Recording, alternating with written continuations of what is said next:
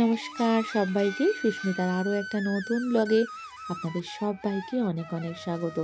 বিশেষ কিছু কারণের জন্য 2025-এ সরস্বতী পুজোর দিনটা আপনাদের সঙ্গে ভাগ করে নেওয়া হয়নি। চলুন প্রথম থেকেই তাহলে ব্লগটা শুরু করি। আর সরস্বতী পুজোর সেই প্রথম দিন 2025-এ সরস্বতী পুজো তো দুদিন ব্যাপী পড়েছে। আজ প্রথম দিনে আমার ঘরের মা সরস্বতীকে পুজো দিলাম ভক্তি ভরে। মায়ের কাছে প্রার্থনা সেই জ্ঞান বুদ্ধি যেন আজীবন থাকে, মৃত্যুর আগের দিন পর্যন্ত। যাই হোক, কথা বলতে বলতে এদিকে আমার রান্না কমপ্লিট। আজই হয়েছে নিরামিষ ফ্রায়েড রাইস, হয়েছে মিক্সড পনির, করেছি সোয়াবিনের তরকারি আর একটু টমেটোর চাটনি। আজ যেহেতু ওর বাবা ঘরে আছে তাই এত সব আয়োজন, না হলে একটু দিয়েই হয়ে যেত।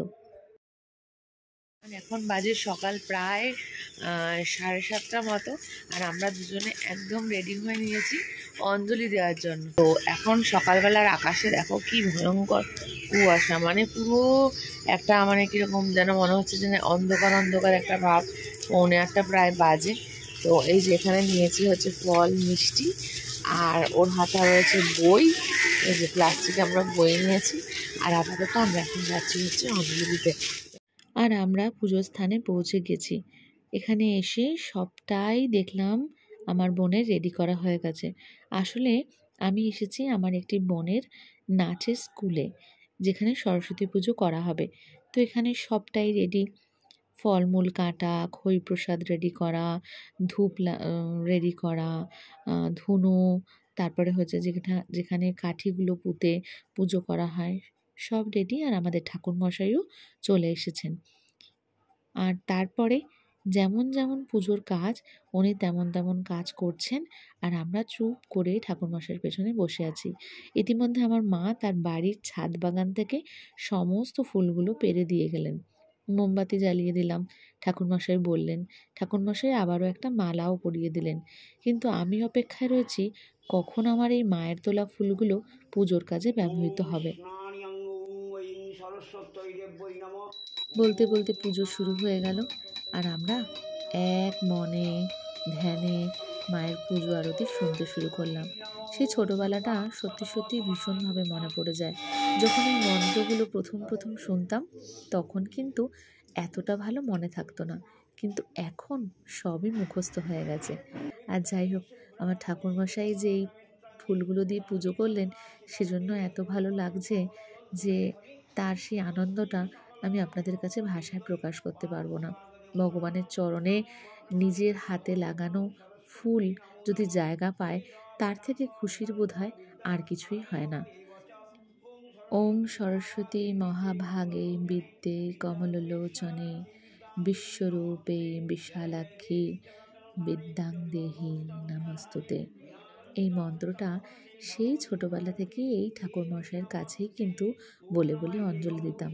আজ আমি মা হয়ে আমার ছেলেকে এনেছি অঞ্জলি দেওয়ানোর জন্য, এবং নিজেও অঞ্জলি দিতে। খুব ভালো লাগছে। ছেলেকে বলছি এটা মুখস্থ করে নাও, এটা যে আমাদের হৃদয়ের সঙ্গে যুক্ত হয়ে যায়।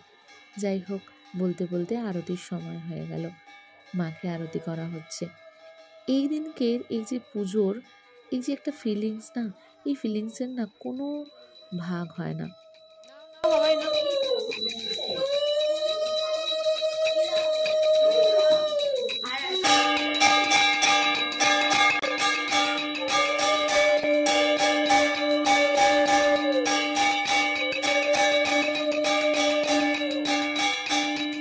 যাই হোক, এবার পঞ্চপ্রদীপ থেকে উত্তাপ নেওয়ার পালা।